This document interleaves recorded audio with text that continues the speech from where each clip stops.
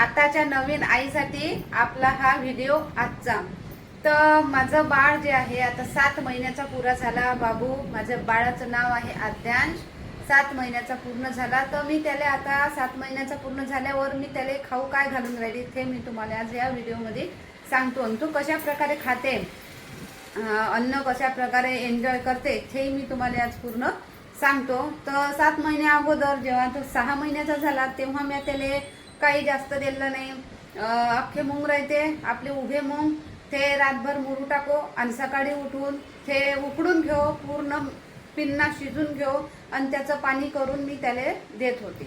आणि अजून डाळ आणि मुंगाची डाळ, कधी कधी फक्त मुंगाची डाळ शिजवून चांगली पिन्ना करून त्याचं पाणी करून त्याची प्युरी छोटी छोटी म्हणजे एकदम पातळशी पेस्ट करून मी त्याला देत होती। आणि अजून खिचडी, मुंगाच्या डाळीची खिचडी, आपल्या तुरीच्या डाळीची खिचडी, याचं चांगलं पिन्ना शिजून त्याला मॅश करून पुन्हा एकदम असं चांगलं मस्त, जास्त गाढ नाही जास्त पतलंही नाही असं करून मी त्याला 1 महिना दिलं। कधी कधी भातच देत होती, म्हणजे ते भात बी अख्खा नाही, पूर्ण असा त्याचा पेस्ट करून 1 महिना मी असं दिलं। आता तो 7 महिन्याचा झाला तर आता 7 महिन्याचा झाल्यावर आता त्याला पौष्टिकतेची गरज आहे। तर मी त्याला आता देऊन राहिली गाजर। तर हे गाजर मी कसं देतो त्याला ते तुम्ही ह्या व्हिडिओद्वारे पहा आणि तुम्ही बी तुमच्या 7 महिन्याच्या बाळाला हे देऊ शकता। हे पहा, हे एक गाजर आहे, एक गाजर घेतलं मी पुरं, याचे देठ मागून पुढून पूर्ण कापून घेतले, शिलून घेतलं, धुवून घेतलं। आणि हे चाळणी आहे, पुरणाची चाळणी आहे, अशी आपल्या स्टीम चाळणी बी राहते त्याच्यात बी आपण केलं तर होते, पण हे मी पुरणाच्या चाळणीवर चांगली धुतली आणि पुरणाच्या चाळणीवर असं गाजर ठेवलं। आणि हे इडलीचं पात्र आहे, इडलीचं पात्र, तर इडलीच्या पात्रात मी पाणी घेतलं, हे चाळणी याच्यावर ठेवतो। तर गॅसवर इडलीचं पात्र ठेवलं आणि हे झाकण वरून मी असं झाकून देणार आहे। आणि हे मस्त पिन्ना शिजू दे। याच्यामध्ये आपण उकडू बी शकतो आणि पण उकडल्यापेक्षा हे असं वाफवलेलं चांगलं, म्हणजे उकडल्यावर त्याचे काही पौष्टिक तत्व पाण्यामध्ये जाऊ शकतात, पण असं वाफवलेलं पूर्णपणे पौष्टिक राहते, त्याचं पौष्टिक तत्व पूर्णपणे त्याच्यातच राहते। तर मी असं वाफून घेतो। हे थोडीशी मेहनत लागते पण लेकरासाठी मेहनत करा लागते। तर हे पहा, हे अशी बनवली मी गाजरची प्युरी दुधामध्ये, दाखव, मला जास्त घट्टही नाही आणि जास्त पातळही नाही, अशी गाजरची प्युरी बनवली। आता बाबूले खाऊ घालतो। घे बाबू, भूक लागली बाबूले, लय वेळचं दूधही नाही पाजलं। आता हे प्युरी इथून दाखव कशी लागते। गुग गुग गुग,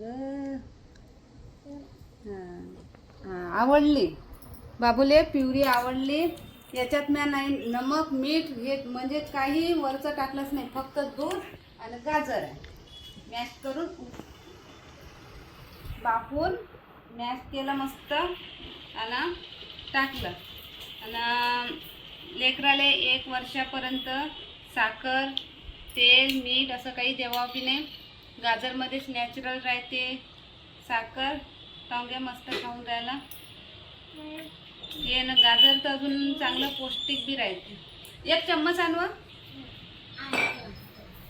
याला, ते 1 चम्मचच पाहिजे खावाच्या वेळेस, दुसरा चम्मच खेळत राहते आणि दुसरा चम्मच ना आपण चारत राहू। घे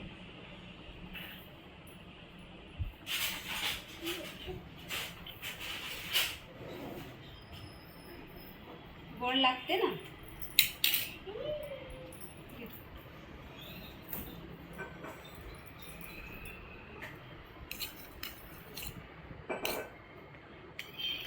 कोणतंही अन्न आपण बाळाला देत असलो तर लगातार 3 दिवस द्या ते, मग आपल्याला माहीत होते बाळाले त्या अन्नापासून ॲलर्जी आहे का काय आहे, पचते का नाही पचत, गॅस होते काय होते आपल्याला माहीत होते।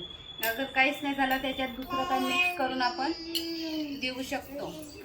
तर मी हे गाजर आता त्याला लगातार 3 दिवस देईन, आज, उद्या आणि परवा, मग पाहू काय होते। तर पचलं तर ठीक, नाही पचलं तर आपण नाही देऊ। मग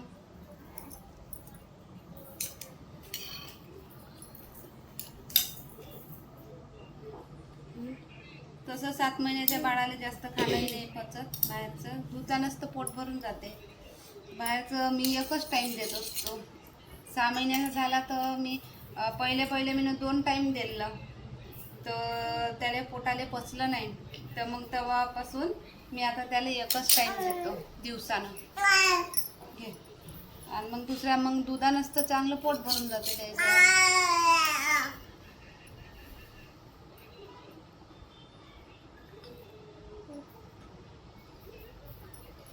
बस.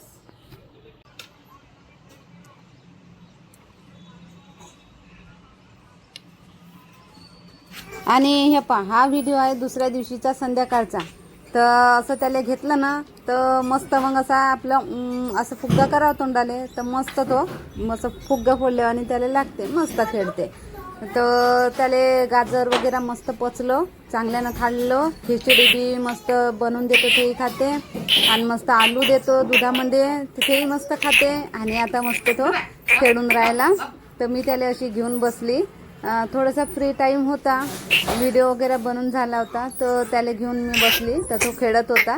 आणि मग मस्त आमचा चालू होतं खेळणं. मग आता खेळून झाला तर मग स्वयंपाक बी होता, तर म्हटलं चाल आता बाबू वाजले आता किती, तर आता स्वयंपाक करावं म्हटलं. थोडी तर सर्दी होतीच त्याले, पण तरी कनी मस्त खेळून राहिला होता. पण रातचे 7:30 वाजले.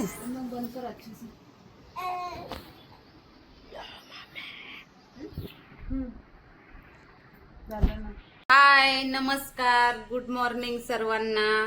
तर आज सकाळचे वाजले 8:30. सकाळचे 8:30 वाजले. आमचा चाललाय नाश्ता. दोन्ही मुलं गेले शाळेत आणि बाबू खुर्चीवर बसून पाहत आहे टीव्ही. नानी तेरी मोरनी को मोर ले गए. आणि आता बाबूचा झोपाचा टाइम होणार आहे. आता बाबू झोपन. आणि गेल्या 5-6 दिवसापासून बाबूला सर्दी आहे. अच्छी सर्दी झाली का बेटू?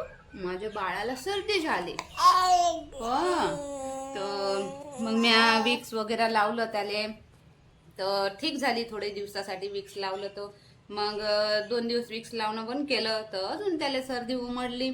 आणि रात्री काल तर दिवसभर त्यानं त्रास दिला.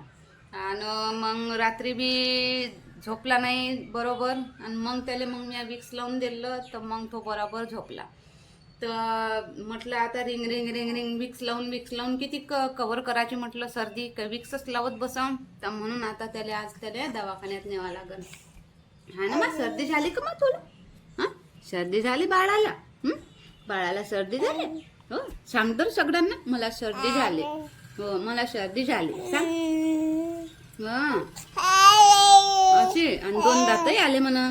2 दात आले. आता मस्त पोळी वगैरे द्या त्याच्या हाती, तर तो खाते.